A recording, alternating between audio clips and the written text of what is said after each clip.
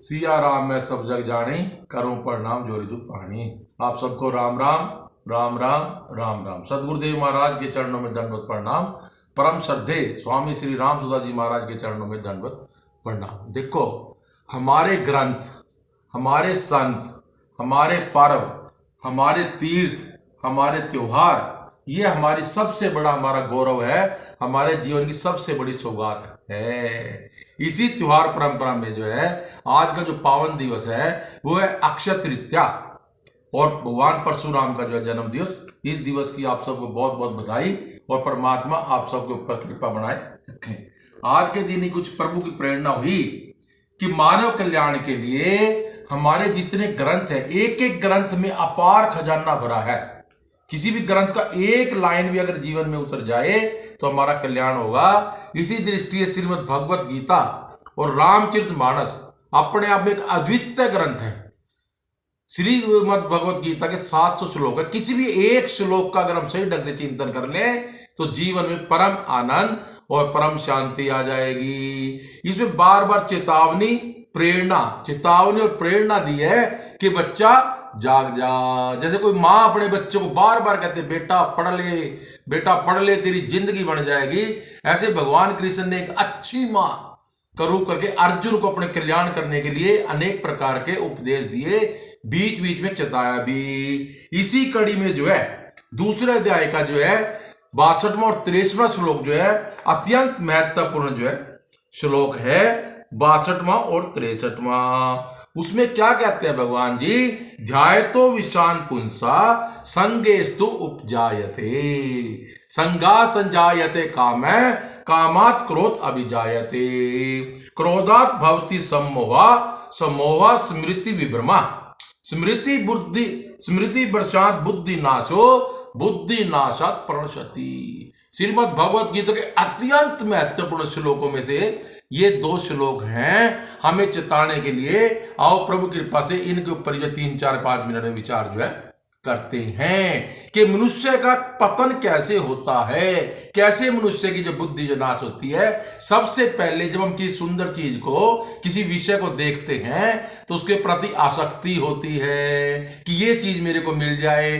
बाजार में गए, कहीं और गए, ये मिल जाए, ये मिल जाए, ये मिल जाए, फिर उसके प्रति आसक्ति बढ़ जाएगी। विषयों का चिंतन करने से आसक्ति से कामना उत्पन्न होती है। कामना ही समस्त दुखों का जो है कारण है। मानव जीवन में सबसे ज्यादा खतरनाक है कामना के दोनों तरफ नुकसान है। अगर कामना पूर्ण हो गई तो हमारा लोभ बढ़ता जाएगा। जीवी प्रति लाभ लोभ अधिकाई, रामचरितमानस कहती है। और अगर उस कामना में किसी ने जो है बाधा डाल दी तो हमें क्रोध आ जाएगा। क्रोध हमारा जीवन का सबसे बड़ा शत्रु है। काम क्रोध लोभ मद नाथ नरक के पंथ, रामचरितमानस का है। क्रोध में ऐसा मूर्खता शुरू होता है, पश्चाताप पर खत्म होता है। एक ही क्षण में सारी पारिवारिक सद्भावनाएं, स्नेह, सब कुछ रिश्ते जो टूट जाते हैं। क्रोध जो एक बहुत भयंकर ज्वाला है जो खुद भी जलती है और दूसरों को जलाने का प्रयत्न भी करती है। क्रोध से क्या हो जाता है? मूर्छा आ जाती है। क्या करना चाहिए, क्या नहीं करना चाहिए, समोह हो जाता है और उससे हमारी बुद्धि का जो है नाश हो जाता है। हमारे जीवन में, मानव जीवन अगर सबसे कोई इंपॉर्टेंट का जो हमारा अंग है, जो हमारी वृत्ति है, वो है बुद्धि, जो सार्थक काम करती है, जो हमारे अच्छे मार्ग पर चल जाती है। क्या करना चाहिए, क्या नहीं करना चाहिए। और जब बुद्धि का नाश हो जाता है तो पतन हो जाता है। स्वामी जी कहते थे कि इस श्लोक की व्याख्या करने में तो समय लगता है, लेकिन जैसे बिजली का बटन जैसे हमने ऑन किया और एकदम लाइट आ गई, इतने समय में ही आदमी का पतन हो जाता है।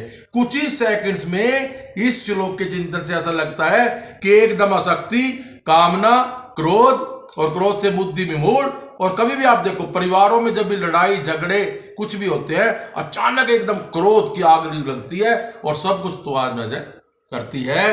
तो आओ गीता के श्लोक से हम जो है विषयों के चिंतन से बचें, आसक्ति कामना से बचें, क्रोध से बचें, तो ही मानव जीवन हमारा कल्याणकारी होगा। आगे भी गीता जी के अनेक श्लोक हैं कि मानव जीवन में परम शांति, परम आनंद कैसे आए। प्रभु प्रेमी साधक संघ, देखो अनेक प्रकार की सेवाएं जैसे हम पिछले काफी वर्षों से जो है करते रहे। जो मुख्य सत्संग की सेवा है, गरीब बच्चों की जो पढ़ाई की सेवा है, जो निर्धन परिवार हॉस्पिटल में बीमार हैं उनकी भी प्रभु कृपा से कोई ना कोई सेवा करने का प्रयास करते हैं। और आज के इस पावन दिवस पर जो है हमने एक सेवा मन में आई, अचानक आई, प्रभु ने प्रेरणा की और वो सेवा भी आज से हमने शुरू की है। हम और आप सब देखते हैं सबसे बड़ी समस्या क्या है कि जो हमारी पॉश कॉलोनियां, अर्बन स्टेट्स के जो एरिए हैं उन्हें मैक्सिमम जो बुजुर्ग अकेले रहते हैं, एक एक दो दो उनके बच्चे हैं, किसी का नोएडा, किसी का ऑस्ट्रेलिया, किसी का इंग्लैंड जो है बच्चे जो रहते हैं, बुजुर्ग बहुत अकेलापना महसूस करते हैं, असहाय महसूस करते हैं। उनके पास आर्थिक संपन्न तो वो हैं, लेकिन बैंक में जाना, बिजली का बिल जमा कराना, गैस का बिल जमा कराना, दवाई लेना मेडिकल की, तो उसमें वो अपने आप को जो है थोड़ा असहाय सा महसूस करते हैं। तो आज से हमने जो सेक्टर 6 और 7 करनाल का एरिया जो चुना है और व्हाट्सएप पे मैसेज डाल दिया है कि अगर किसी बुजुर्ग को किसी प्रकार की, घर में किसी प्रकार की कोई सहायता चाहिए, बैंक की, कोई बिल भराने की, कोई दवाई लगाने की, तो उसके लिए हमारा एक ग्रुप है प्रभु प्रेमी साधक संघ। वो ग्रुप हर समय जो तैयार रहेगा और यथासंभव जो सेवा कर सकते हैं।